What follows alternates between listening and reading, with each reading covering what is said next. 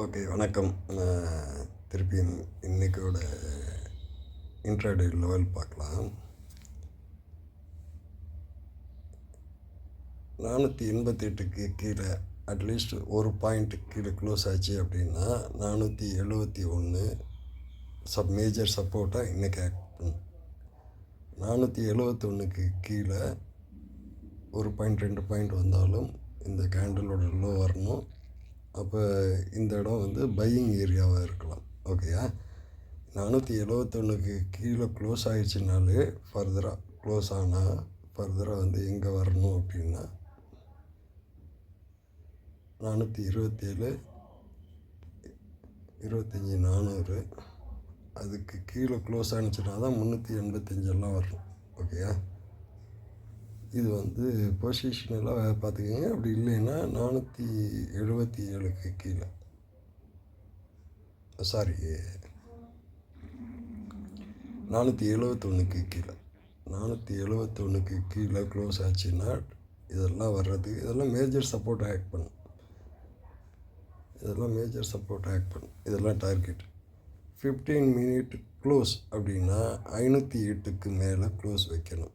இந்த 508க்கு மேலே க்ளோஸ் வச்சா மட்டும்தான் டார்கெட் வந்து அகைன் வந்து 556, 566, 550 இந்த ரேஞ்ச் வந்து ரெசிஸ்டன்ஸாக ஆக்ட் பண்ணும். ஃபஸ்ட்டு கேண்டலோட ஹை வந்து ரெசிஸ்டன்ஸ் ஆக்ட் பண்ணும். அதுக்கு மேலே எங்கே போகும் அப்படின்னா இந்த இடத்துல 584 நேற்றோட இந்த கேண்டலோட ரெஃபரன்ஸ் தான் கொடுத்துருந்தேன்.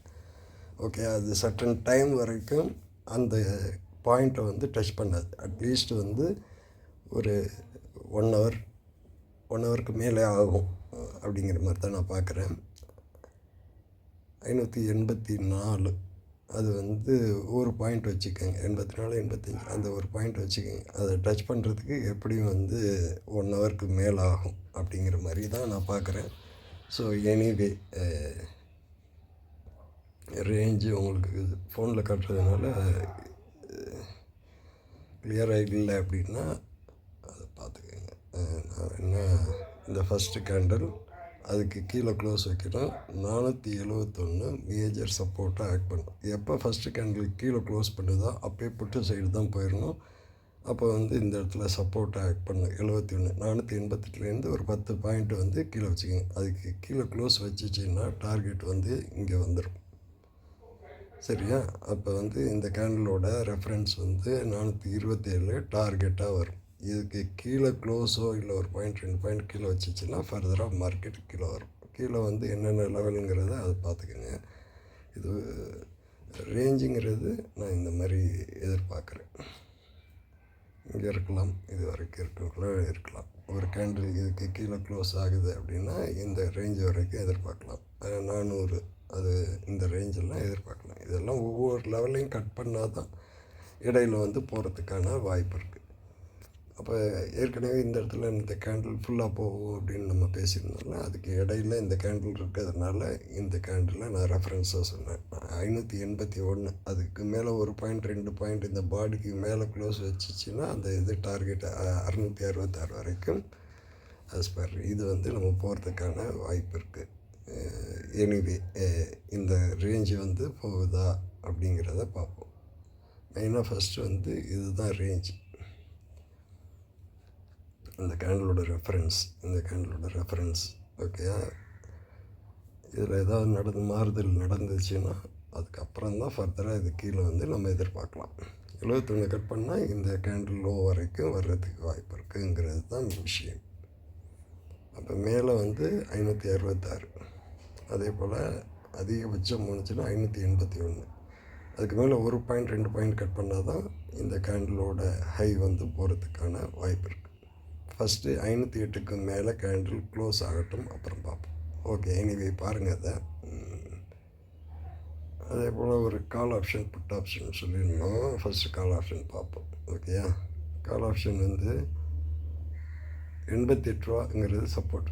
மேலே வந்து 130 அந்த ரேஞ்செல்லாம் போகணும். ஓவராலாக கேண்டில் பேசிஸில் பார்த்தோம்னா உங்களுக்கு 148 ரூபா போகணும். இம்மீடியட்டாக அதனால தான் போகிறதுக்கான வாய்ப்பு இல்லை. மேலே ஓப்பன் பண்ணாலும் கீழே வந்து வர்றதுக்கு வாய்ப்பு இருக்குங்கிறதுனால தான் அந்த லெவலில் வந்து கம்ப்ளீட் பண்ணுது. இப்போ